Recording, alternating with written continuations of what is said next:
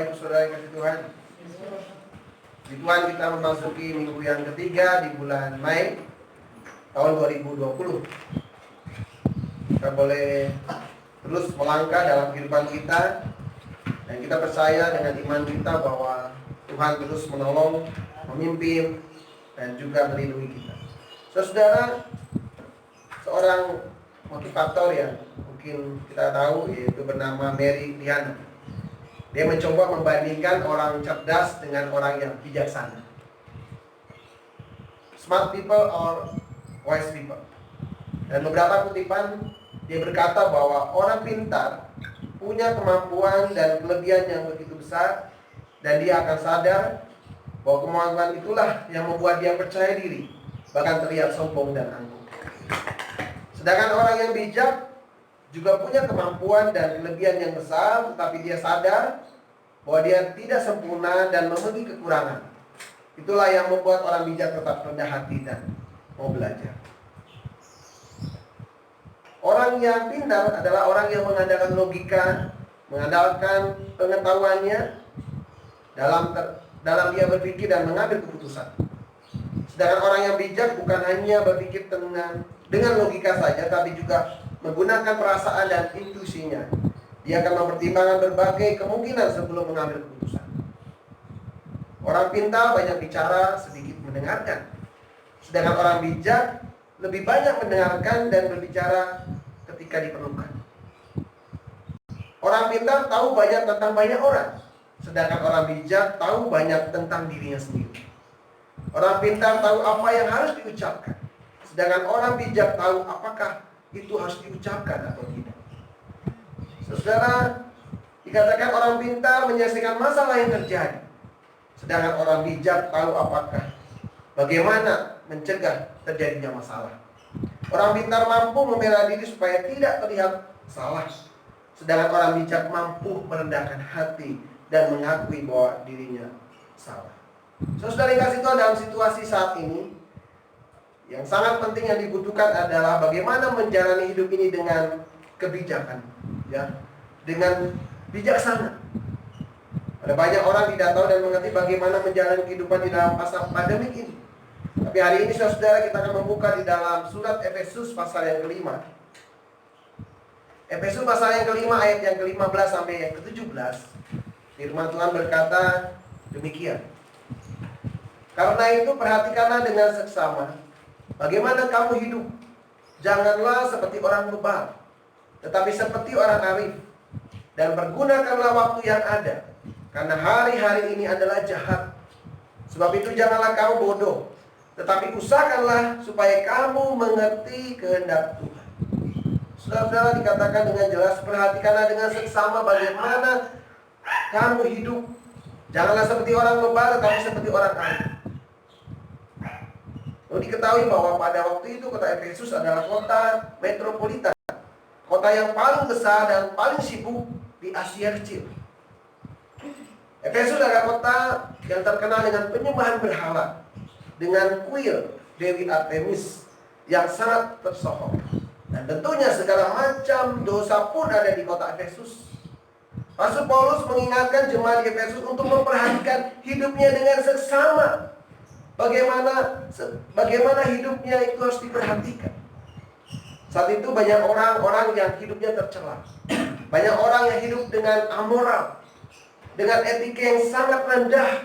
Bahkan ada yang mengatakan, menafsirkan bahwa hidup orang pada waktu itu lebih rendah daripada binatang. Saudara yang kasih Tuhan, hari ini kita belajar bagaimana memperhatikan hidup kita dengan seksama. Bagaimana memperhatikan hidup kita dengan teliti. Bagaimana memperhatikan hidup kita dengan hati-hati. Ya, dalam bahasa aslinya dikatakan akribos. Punya arti hidup yang tidak sembarangan. Hidup yang selalu sepadan dengan standar firman Tuhan bagi orang yang percaya. Saudara, kehati-hatian ini adalah seumpama ketika seseorang berjalan di atas tangga yang sempit. Dia akan berjalan dengan hati-hati untuk menaiki tangga itu yang tinggi dan lebarnya sangat sempit. Dia akan naik dengan perlahan, tidak seenaknya. Dia akan lihat kiri dan kanan, tidak akan bercanda supaya dia tidak jatuh untuk naik tangga. Bagaimana hidup ini diperhatikan dengan seksama. Bagaimana hidup ini diperhatikan dengan titik. Hari ini firman Tuhan mengajak kita untuk hidup arif, untuk hidup bijak. Kata arif dalam kamus besar bahasa Indonesia dikatakan adalah bijaksana. Arif itu cerdik, pandai, berilmu. Jadi orang arif adalah orang yang bijak, orang yang cerdik, orang yang pandai, atau orang yang berilmu.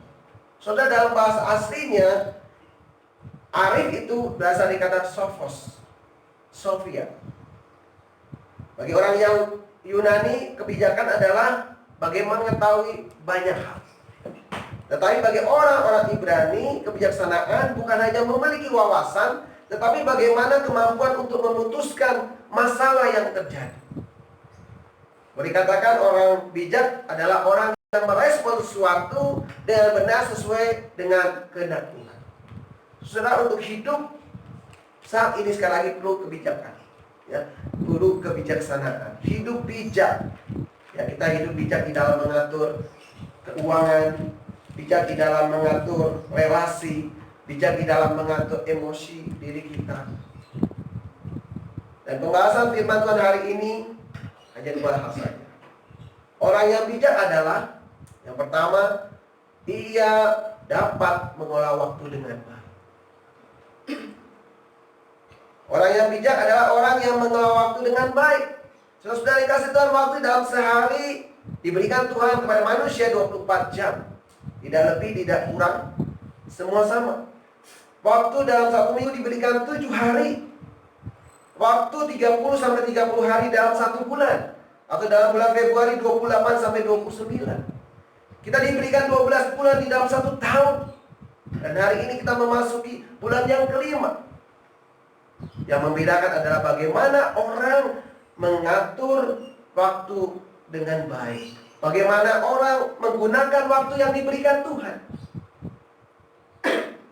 Konsep Alkitab, saudara, mengenai waktu itu bersifat linier, garis lurus, bukan lingkaran. Ya, ada orang punya pemikiran, punya ajaran waktu itu lingkaran. Firman Tuhan adalah garis lurus, linier, di mana ada titik awal sampai titik akhir. Ada alfa sampai omega. Itu huruf yang pertama sampai huruf yang terakhir. Dan ada 3 istilah di dalam Alkitab tentang waktu. Istilah pertama, waktu kronos. Yang dimaksud kronos adalah waktu yang biasa, yang selalu ada. Kronos itu menunjukkan jangka waktu tertentu, entah itu waktu singkat ataupun waktu yang lama. Waktu kronos adalah kronologi waktu yang terus berjalan dari detik ke detik, dari jam ke jam, dari hari ke hari, atau dari bulan ke bulan. Seperti hari ini, hari Minggu, nanti minggu depan kita akan kembali lagi. Bulan ini, bulan Mei, tahun depan kalau kita berikan kesempatan untuk panjang umur, kita akan memasuki bulan. Itulah waktu kronos.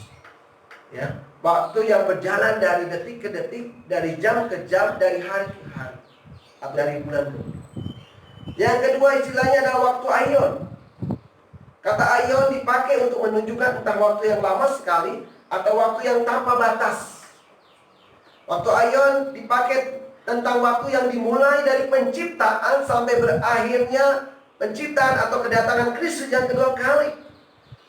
Dari waktu kekekalan, itu aion, waktu tanpa batas. Dan istilah yang ketiga, saudara, di dalam Alkitab adalah waktu kairos. Kata kairos berbicara tentang periode waktu tertentu. Kalau waktu itu sudah lewat, tidak akan kembali lagi. Waktu kairos berbicara tentang kesempatan. Waktu kairos berbicara tentang momentum yang di waktu-waktu tertentu. Ya, seperti kalau anak-anak perempuan sweet 17, ya, 17 tahun. Atau ketika orang merayakan pernikahan emas, pernikahan kriang 50 tahun.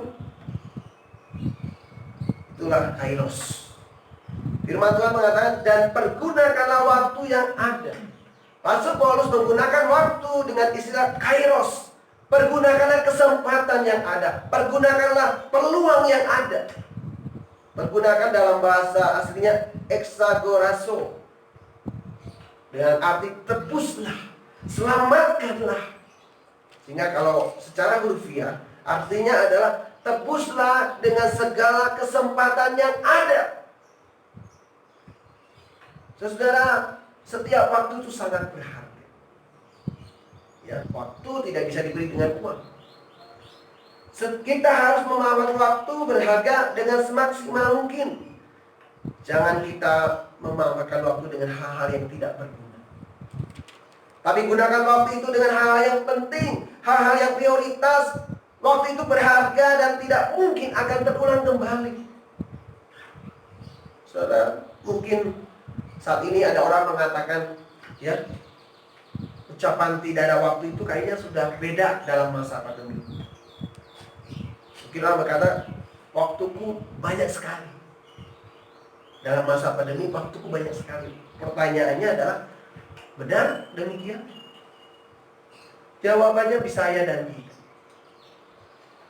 Tahu saya, saudara-saudara, seorang guru atau murid saat ini akan berkata banyak sekali pekerjaan dan tugas yang harus dikerjakan. Tidak seperti biasanya waktu sekolah. Belajar itu dari pagi sampai siang. Tapi saat ini belajar sampai malam.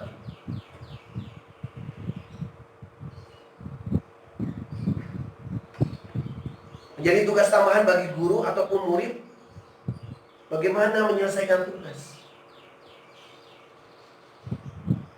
Guru harus mengontak muridnya, harus mengontak orang tuanya, yang perlu adaptasi dengan teknologi, dengan pembelajaran jarak jauh. Atau malam-malam orang tua bertanya, sejauh mana ini tugas anaknya sudah dikumpulkan.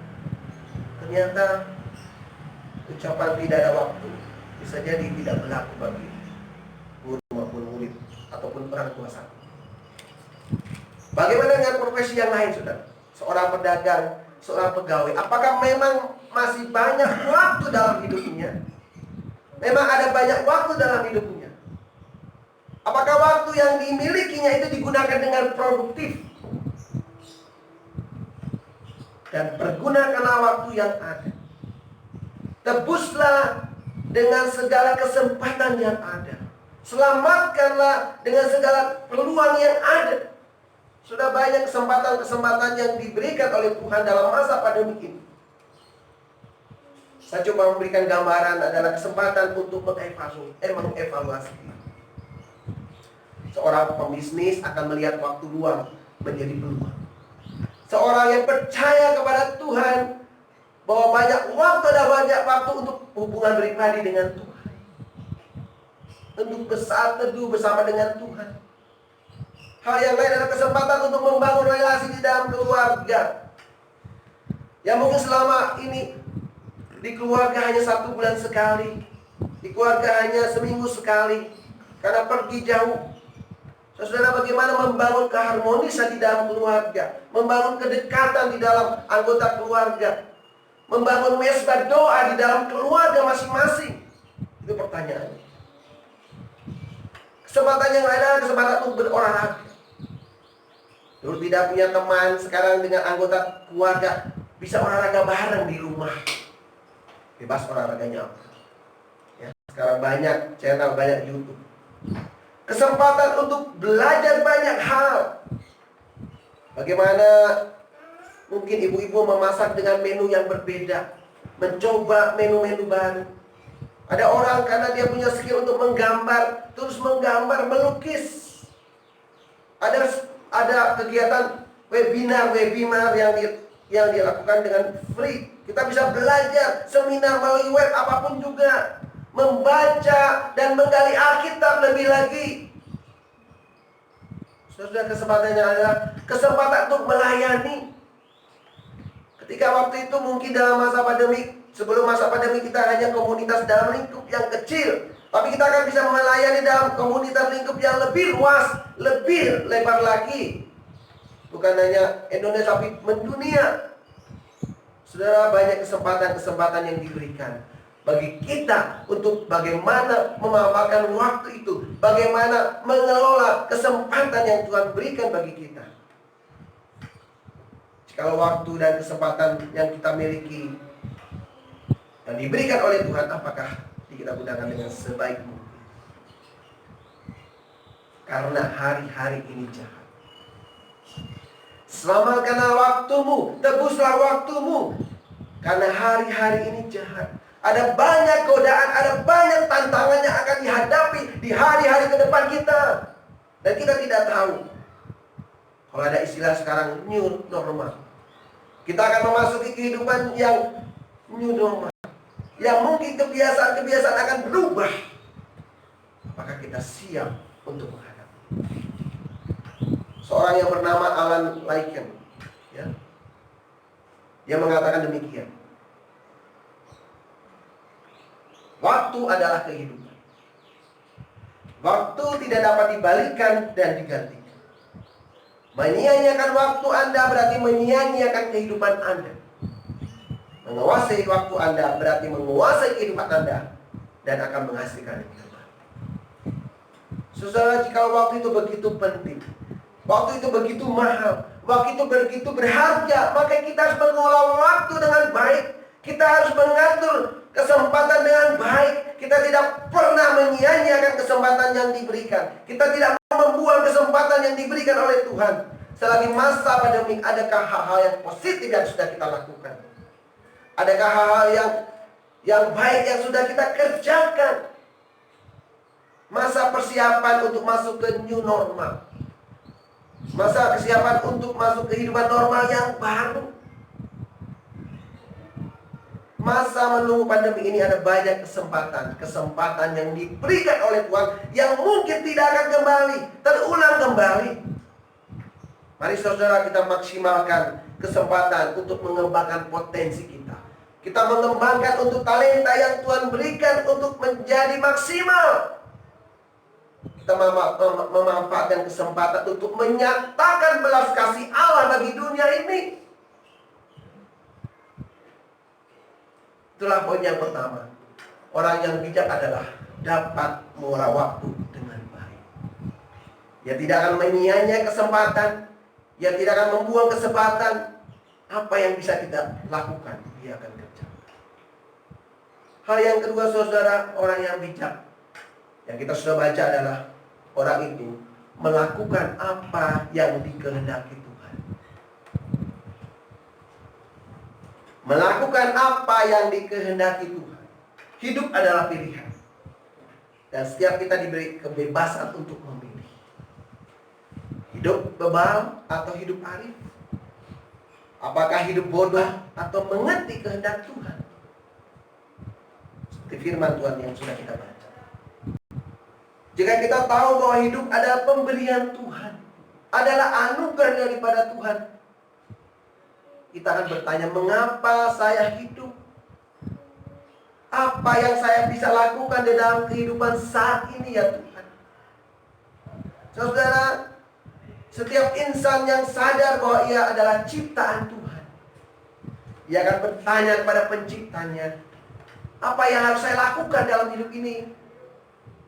Saudara, saya mengajak kita, bagi orang yang belum mengerti penciptanya, carilah Tuhan dengan sungguh. Carilah Tuhan dengan segenap hati, maka ia akan menyatakannya kepadamu secara pribadi dan akan menyatakan mengapa engkau hadir dalam dunia ini dan akan apa yang dapat kamu lakukan di dalam kehidupan ini. Saya mengajak setiap pribadi menemukan tujuan Allah di dalam hidup.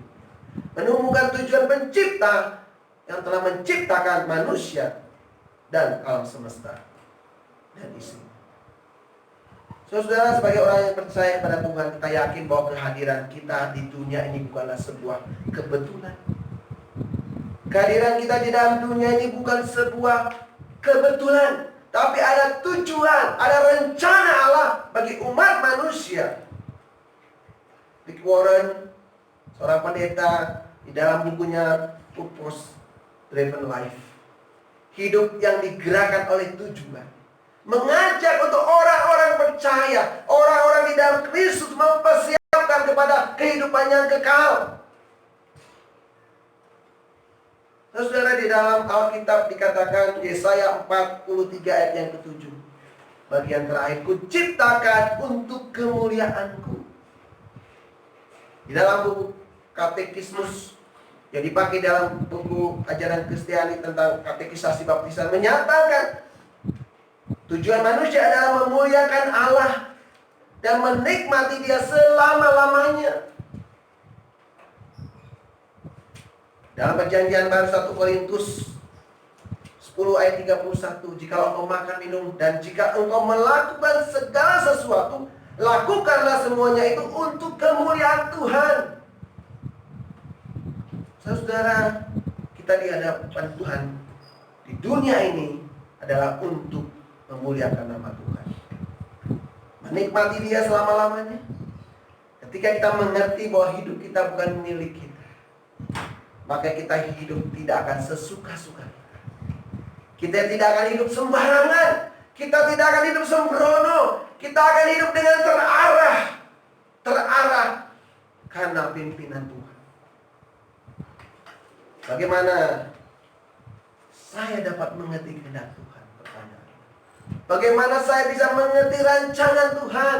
Kalau firman Tuhan dikatakan, tadi kita baca, usahakanlah supaya kamu mengerti kehendak Tuhan. Saudara, di dalam perjanjian lama Allah menyatakan kehendaknya langsung kepada Abraham. Allah menyatakan kehendaknya langsung kepada Musa dan para nabi, karena sebagai juru bicara Allah.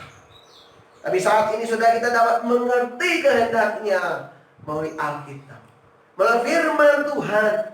Dan kita tahu dalam 2 Timotius pasal yang ketiga ayat yang ke-16 dikatakan, segala tulisan yang direkamkan Allah memang bermanfaat untuk mengajar, untuk menyatakan kesalahan, untuk memperbaiki kelakuan, dan untuk mendidik orang dalam kebenaran. Kita bisa mengerti rencana Tuhan, kehendak Tuhan melalui kita membaca firman Tuhan, menggali firman Tuhan. Memang saudara tidak mudah untuk mengerti kehendak Tuhan. Tapi ada banyak sarana yang dipakai oleh Tuhan untuk menyatakan kehendaknya yang baik bagi kita. Ketika kita datang melalui doa kita, ketika kita datang untuk mengerti bagaimana Tuhan mau berbicara bagi saya. Banyak peristiwa dalam kehidupan ini. Ada pengalaman dalam hidup ini di mana Tuhan menyatakan kehendaknya. Kenapa ini terjadi dalam hidup Anda? Supaya Anda mengerti, supaya Anda sadar Anda adalah ciptaan Tuhan, Anda adalah hamba Tuhan, Anda adalah umat ketebusan Tuhan yang harus hidup memuliakan Tuhan dalam hidup Anda. Saudara, dikatakan usahakanlah supaya kamu mengerti kehendak Tuhan. Istilah yang lain katakan selidikilah, lakukanlah apa yang dikehendaki Tuhan. Kalau kita memperhatikan surat Efesus, saudara, Efesus pasal yang keempat dan kelima, bagaimana menjelaskan dengan gamblang bagaimana hidup orang di dalam Tuhan. Setiap manusia baru, orang yang hidup di dalam Tuhan, harus hidup tidak sama dengan orang-orang yang tidak mengenal Tuhan. Kalau kita melihat di dalam ayat Efesus 4, dalam Efesus 4 ayat yang ke-17 dan 20 dikatakan demikian. Sebab itu kukatakan dan kutegaskan ini kepadamu di dalam Tuhan.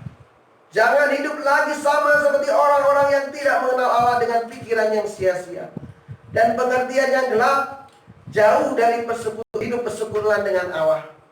Karena kebodohan yang ada di dalam mereka dan karena kedegilan hati mereka.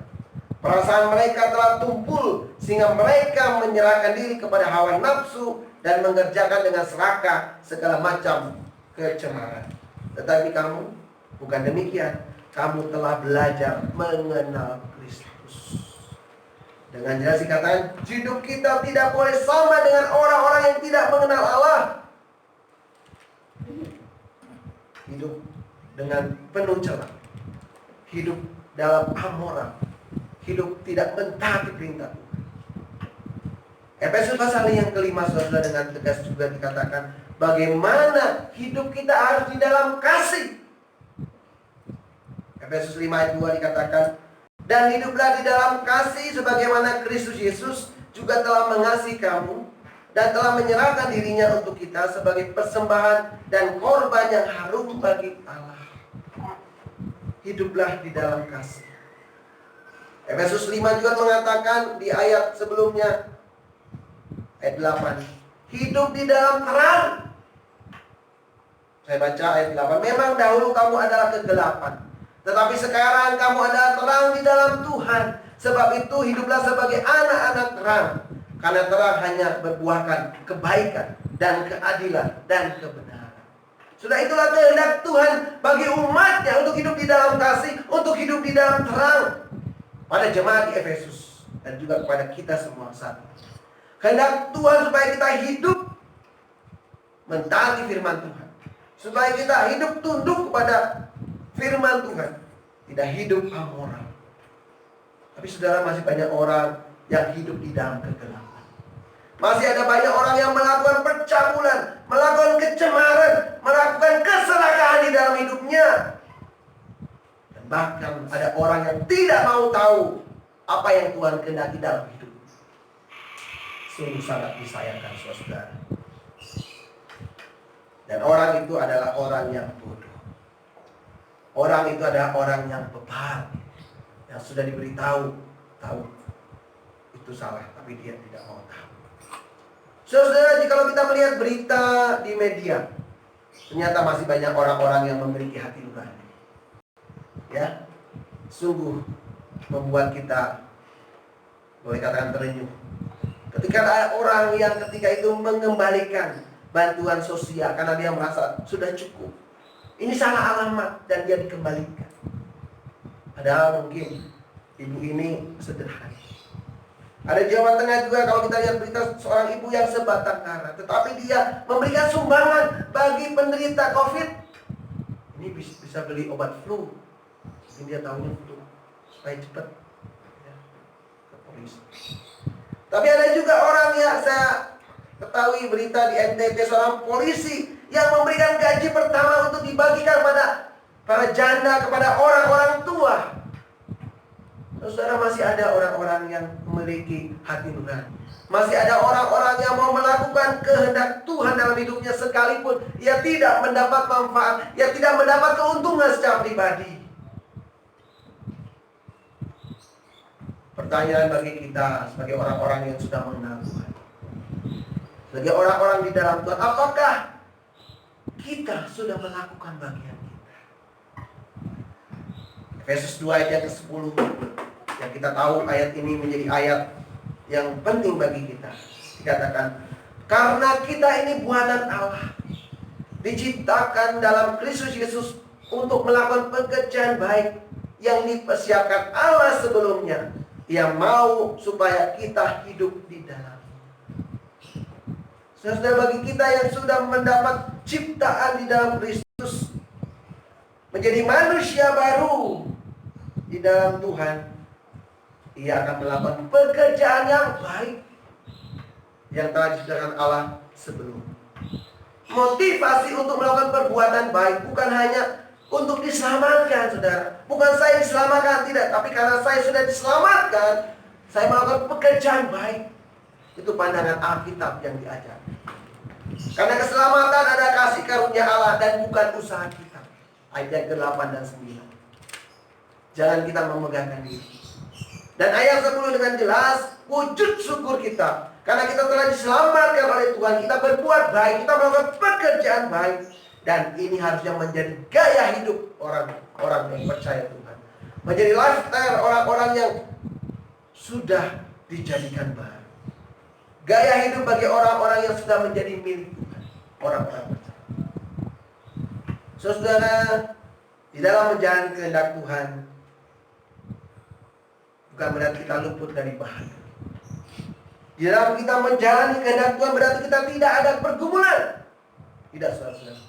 Tapi percayalah bahwa Allah Immanuel, Allah menyertai, Allah melindungi setiap pergumulan, persoalan yang kita alami.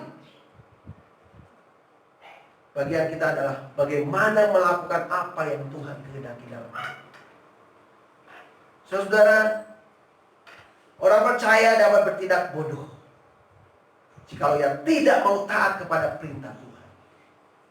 Tadi kita katakan, orang-orang percaya bisa bertindak bodoh jika dia tidak mau taat kepada perintah Tuhan. Dan bahkan seolah-olah kehidupan ini tidak ada Tuhan, dia bebas untuk melakukan apapun juga. Orang yang bijak adalah orang yang mau mengenal kehendak Tuhan. Dan orang yang mau mentaati apa yang Tuhan kehendaki dalam hidup.